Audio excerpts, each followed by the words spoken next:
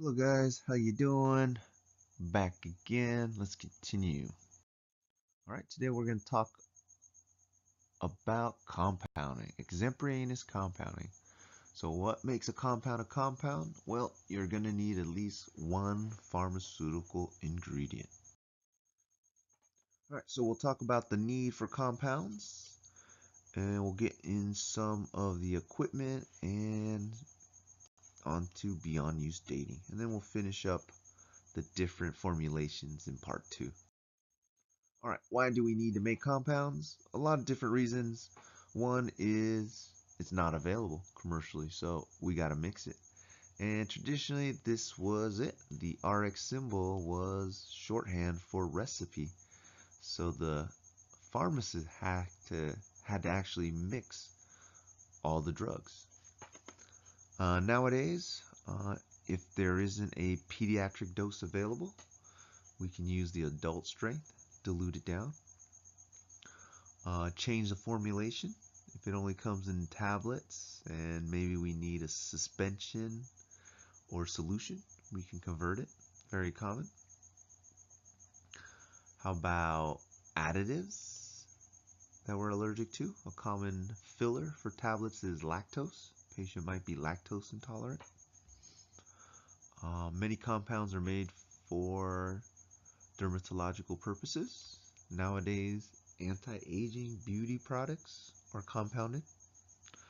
Hospice, increased narcotics, usually not the strength we would use, but for hospice patient, a lot higher concentration opioids.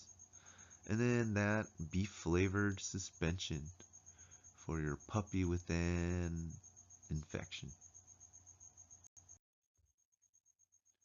Compounding versus manufacturing. So manufacturing, they use GMP, good manufacturing practices. So everything's very precise, very accurate. Everything's documented throughout. But for compounding, you're going to need that doctor, patient, pharmacist, compounder relationship, which means you can't really make a compound unless there's a prescription or a need for it.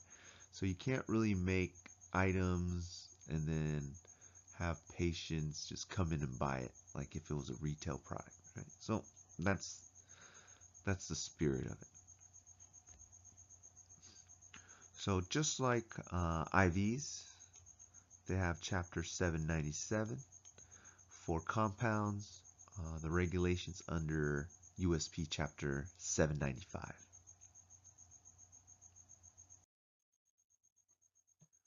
Much like IV compounding, QA, you got to train your personnel. You got to certify your facility and equipment. So that's the QA product. And then ingredient standard. So what does it mean to be pharmaceutical grade? Well, it has to be USP grade or NF grade. So NF and F is National Formulary. So these two organizations kind of merge. So you might see things now branded USPNF.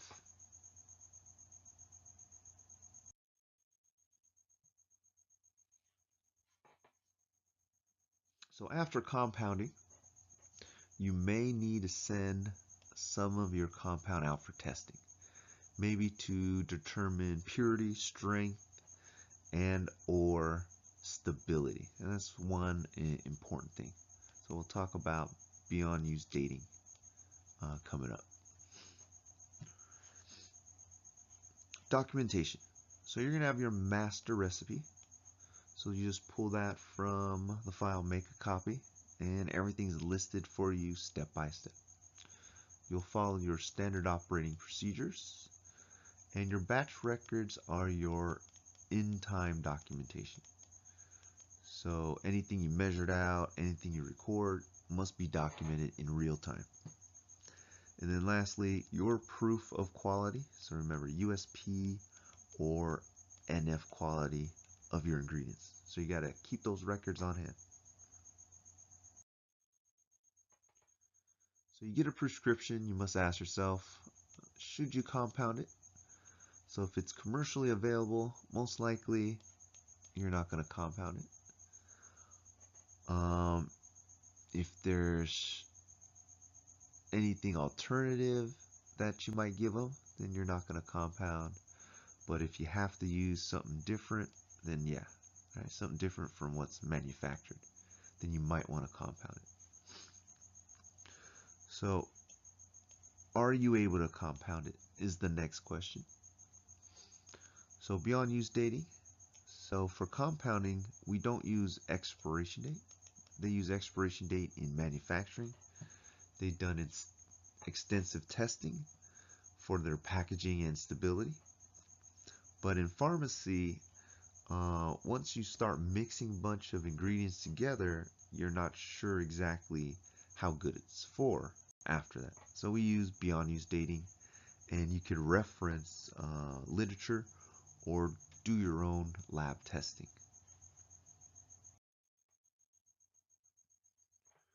So once you're able to compound, just interpret the script, make sure you understand and all the strengths and ingredients are available. Collect your supplies, package it appropriately. So here, this is an ointment jar. You can also put ointments in syringes, pumps, so whatever is specified on the prescription. And then lastly, make sure you get that second check. If need be, you might have to make a couple extra doses, couple extra batches to get them sent out for testing.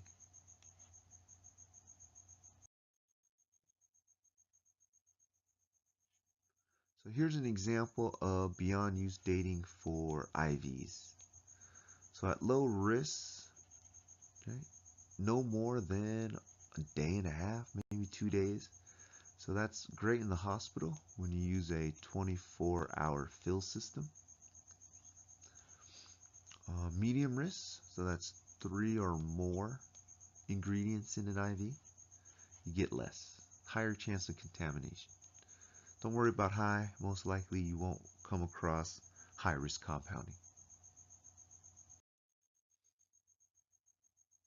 Other ways to find out beyond use dating, these are pretty much for common compounds. They have their own package insert or labeling, in this case their own monograph. So if you compound those common items, then you can just use those same beyond use dating. A lot of companies will do testing and they document it so you can reference their findings, or you can use the standard from the regulation. And it can get kind of complex, but the main thing is no more than 30 days at a time. No more dispensing than 30 days at a time. All right, let's get in some of the equipment and then we'll finish up the equipment in part 2. So for balances, use a class A. So the sensitivity, quite small, 120 milligrams, and you can go up to as much as 120 grams. So it's a balance. You're going to use these weights and just handle them with the forceps to prevent throwing them off. And you'll need to get these calibrated as well annually. Put the weights on one side, put the items you are weighing on the other, and make sure the dial reads 0, and that just means it's balanced. Nowadays you can use analytical balances or electronic scales, and the benefit with them is twofold. You can use the tare function to cancel out the weights of any measuring tools, and you can get a printout, which means that second check you can get through just witness of the printout instead of calling somebody over to read the numbers on the scale. Mortar and pestle for pulverizing. So you can use it for titration and levigation. So titration is just pulverizing. Common is glass and porcelain. What you may not be familiar with is wedgewood. That is more of a clay type, more of like a terracotta type. So it's more porous if you need more friction.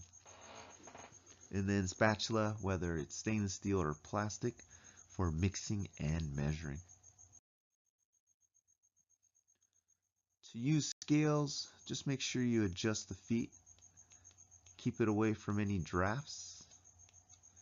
With this one, there's actually a lid. Just moving your hand across the top will register on these types of scales.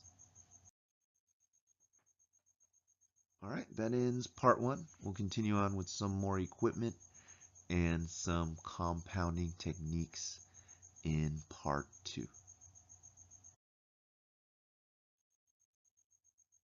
Once again, I'd like to thank you for joining me, DangTeach at CCSD.